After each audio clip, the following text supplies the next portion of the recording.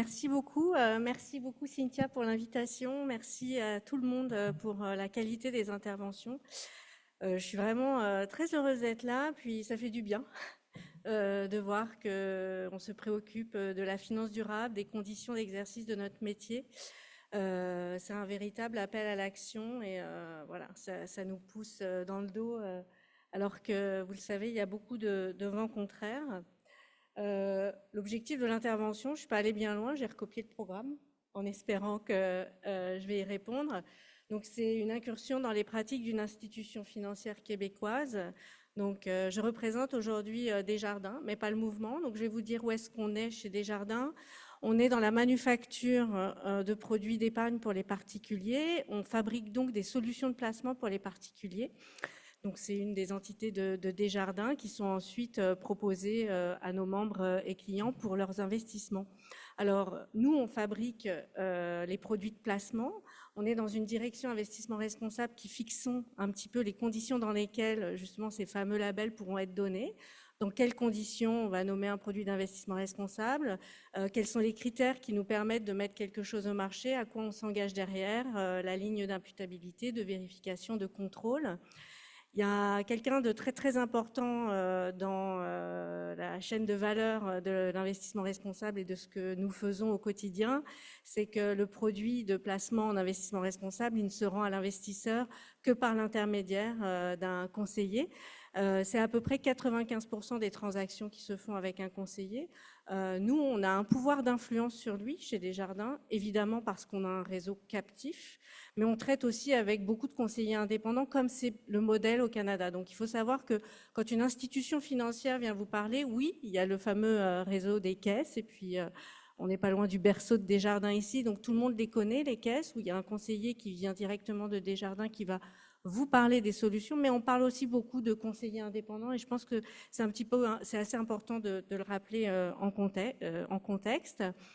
Bon, bah, vous l'avez compris, puis j'arrive à la fin de la journée, donc j'espère que vous n'êtes pas accablés, trop fatigués, que vous n'en avez pas marre, mais moi, en tout cas, j'arrive à un moment où c'est clair, on est en train de construire l'avion alors qu'on est déjà en train de voler.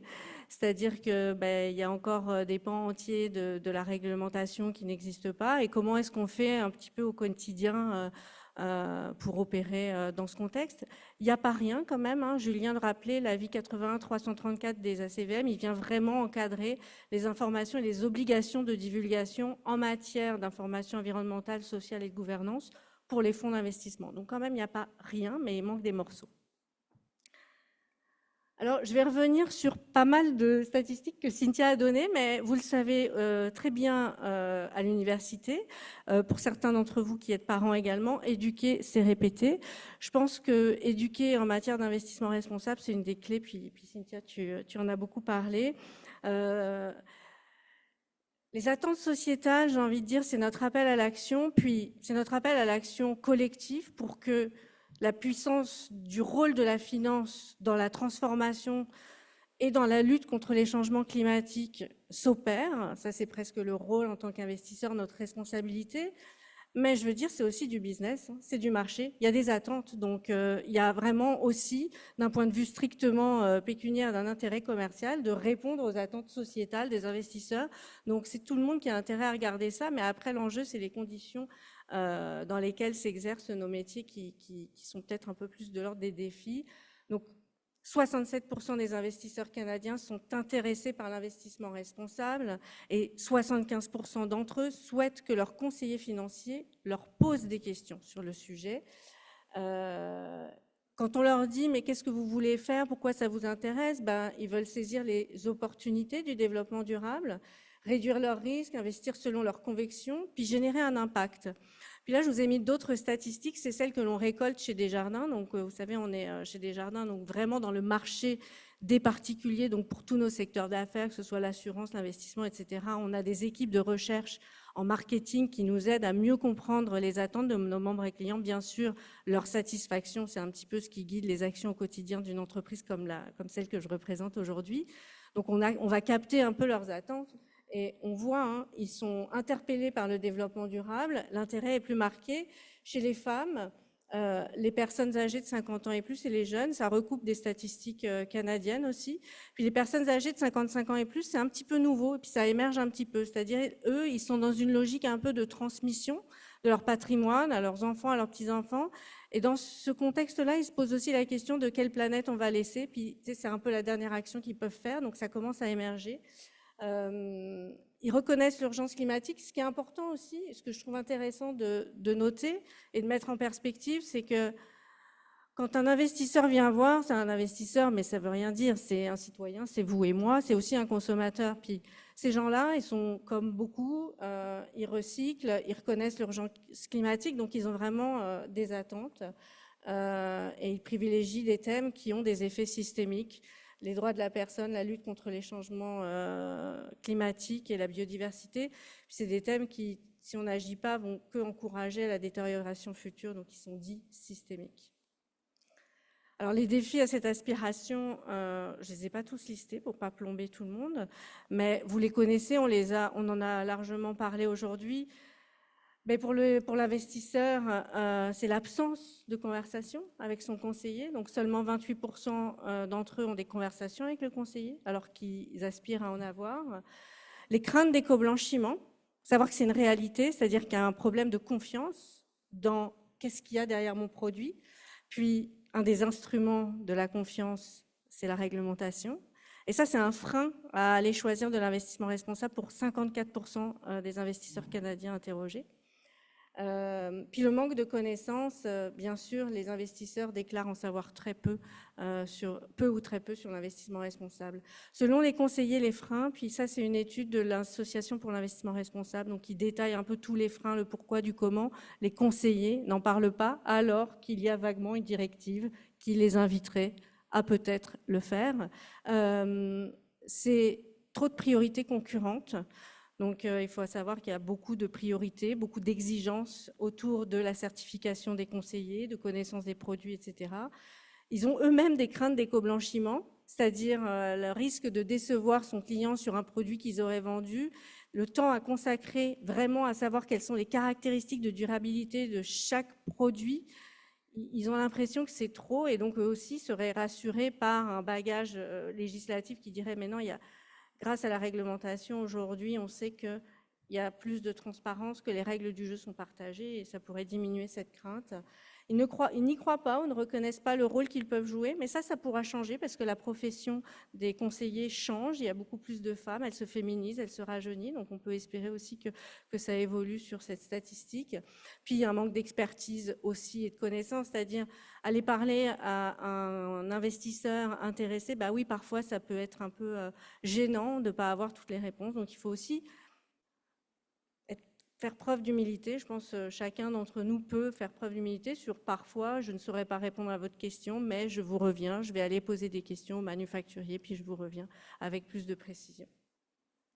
Pour nous, manufacturiers, c'est-à-dire on est des joueurs dans l'industrie de l'investissement responsable pour les particuliers. Nous, on opère dans un contexte mondial, c'est-à-dire qu'on travaille avec des gestionnaires d'actifs qui opèrent dans différentes juridictions, et puis on l'a vu, aux réglementations différentes. On fait des promesses sur nos produits, par exemple, vous avez souscrire à un produit d'investissement et l'émetteur se situe aux États-Unis. On fait des promesses d'aller discuter, dialoguer, puis là, en ce moment, il y a la SEC qui est en train de revoir un peu les règles d'engagement actionnarial, c'est des freins avec des divulgations, nos promesses, puis derrière, la réglementation locale me permet-elle de l'honorer? Donc on a ce genre de frein, puis le contexte mondial, c'est important de le rappeler en gestion d'actifs quand même, c'est qu'on est sur ce terrain de jeu-là, les émetteurs sont de tous les pays et nos gestionnaires d'actifs aussi. Nos freins, je vais les lister. La donnée, disponibilité, comparabilité, qualité, c'est la base de la confiance en fait. Si vous avez de la donnée qui est opposable en tant que telle, il y a de la confiance dans l'industrie. Puis là-dessus, ça a été dit ce matin, on recule plus qu'on avance, ou en tout cas on fait des pauses, alors que il y a beaucoup d'acteurs qui avaient travaillé en lien avec le CSSB pour répondre aux consultations sur les normes de divulgation au Canada. Il y avait beaucoup d'attentes et aujourd'hui, on attend toujours. L'hétérogénéité des pratiques et des définitions, c'est-à-dire malgré tout, ben, tu sais, qu'est-ce qu'un investissement durable? Donc effectivement, il y a la piste des taxonomies qui aiderait. Il y a un contexte réglementaire, j'ai dit pudiquement en construction parce qu'il n'est pas inexistant. Le manque de transparence de certaines méthodologies, la formation et le contexte. Hein. On est dans un contexte de désinformation. D'ailleurs, c'est un sujet qui a été listé comme un des plus gros risques pour l'économie mondiale selon le Forum économique mondial. Donc, contexte de désinformation. Donc, c'est quoi qui prime? Quelle est l'information qui prime quand on peut faire de la désinformation? Ça donne le doute, ça nourrit l'éco-blanchiment. Et de défiance. Alors là, je suis allée trop vite. Ah non, alors... Normalement, il y avait une diapo en plus. Bon, c'est pas grave, de toute façon, je voulais répondre quand même par qu'est-ce qu'on peut faire au niveau de Desjardins. Donc, c'était ma dernière diapositive. On va avoir 3 piliers pour contribuer à la confiance dans l'industrie et répondre aux attentes des investisseurs.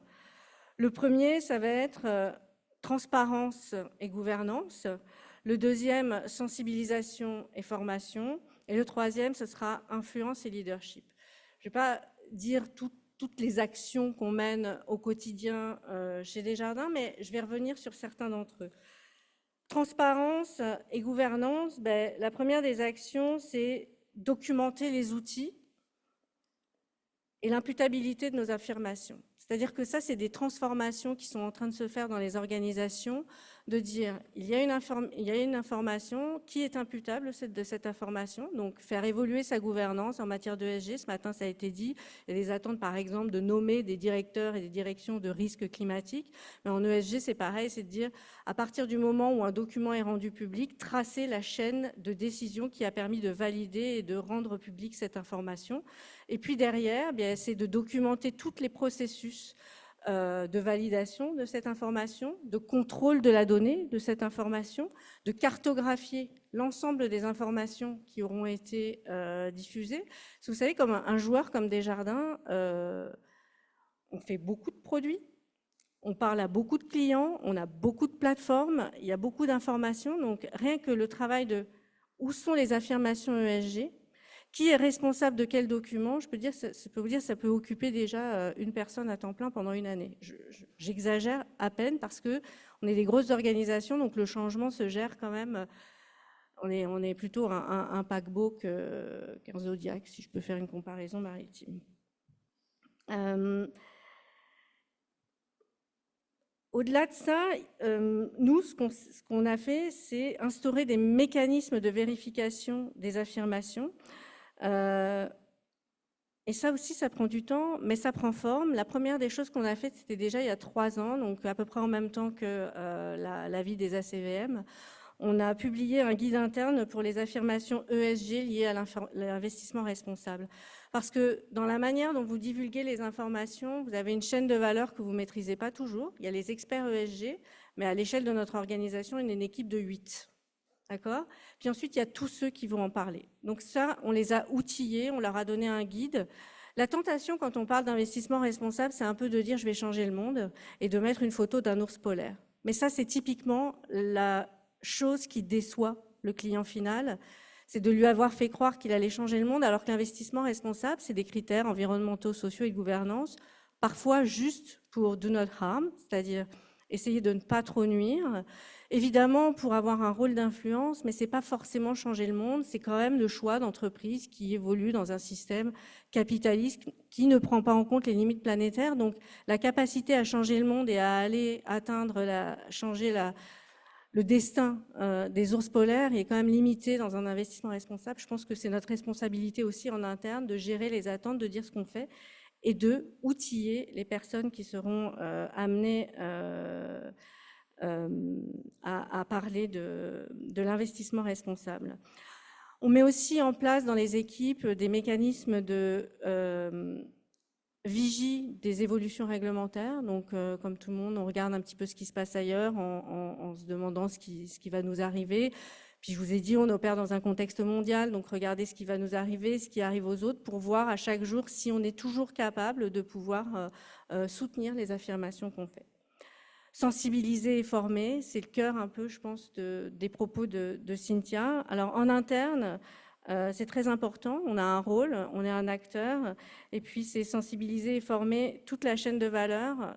Donc ça va du conseil d'administration aux conseillers. Donc quand je dis sensibiliser et former, et on le fait, hein, on a au moins tous les trimestres une place au conseil d'administration de l'entité de notre secteur d'affaires pour aller parler de l'ESG ou alors du changement climatique, des risques climatiques de nos solutions, de la biodiversité, de ce que ça veut dire gérer les droits humains. Donc ça, on le fait très régulièrement. Mais on s'attache aussi beaucoup à sensibiliser et former la chaîne de valeur marketing, communication. Ça, je viens de vous le dire. Et puis c'est là, je suis vraiment contente d'être là aujourd'hui, c'est former et contribuer à la connaissance de nos pairs. C'est que nous, on est des experts en investissement responsable. Souvent, dans les institutions financières, on va avoir un profil assez finance. Donc, d'un bagage un peu finance dans nos trajectoires professionnelles. Je pense qu'on aurait besoin de plus de juristes et d'avocats. Donc voilà, je suis très contente que vous soyez là. N'hésitez pas à regarder en fait les offres d'emploi qu'on peut sortir. On s'intéresse beaucoup à vos profils. Donc ça, c'est la petite page de pub. Parce que finalement, là, je suis en train de vous parler de quoi? De gestion de risque, de conformité, de légal. Donc, qui de mieux que vous pour en parler, puis pour nous aider. Parce que former la connaissance de nos pairs, je veux dire, je vois souvent des posts LinkedIn de gens qui disent oh, « j'en ai marre de répéter, ou d'entendre des gens qui disent qu'ils savent alors qu'ils ne savent pas. Donc, je pense que la formation et la sensibilisation sera très important. J'ai vu qu'il me restait 1 minute. Évidemment, on va travailler à la formation des conseillers, à outiller les conseillers pour qu'ils aillent récolter les préférences de durabilité des investisseurs finaux. On a plus la main sur nos réseaux captifs, donc dans les caisses, beaucoup moins sur l'ensemble du Canada. Et donc, je terminerai par peut-être la réponse à l'appel de « on commence par où ?» Je ne sais pas non plus, mais dire le dernier pilier de notre intervention, c'est influence et leadership. Alors, ma présence ici, c'est une façon de le dire. Oui, il faut qu'on exerce de l'influence, qu'on continue à parler avec le régulateur, qu'on continue à parler avec nos pairs pour faire évoluer l'architecture du système dans lequel on évolue. Donc nous, par exemple, chez Desjardins et dans notre équipe, on siège à des groupes de travail de l'Association pour l'investissement responsable, les PRI, Share, on va aussi siéger à l'Association des professionnels des manufacturiers de fonds. Donc tout ça, il y a des groupes de travail ESG, tout ça, on peut faire valoir notre voix. On pousse très fort la formation obligatoire des conseillers en s'inspirant éventuellement sur l'exemple européen, quoique en Europe, ils ont mis un questionnaire qui est tellement épouvantable que tout le monde s'en plaint. Donc les conseillers financiers se plaignent beaucoup du questionnaire qui est un petit peu complexe. Donc il y a un enjeu de travailler un peu sur la simplicité du langage. Voilà, donc je suis vraiment très heureuse d'avoir pris part au débat aujourd'hui. Puis voilà, ça s'inscrit dans l'incursion dans une institution financière québécoise. Ça fait partie aussi de notre mandat. Merci.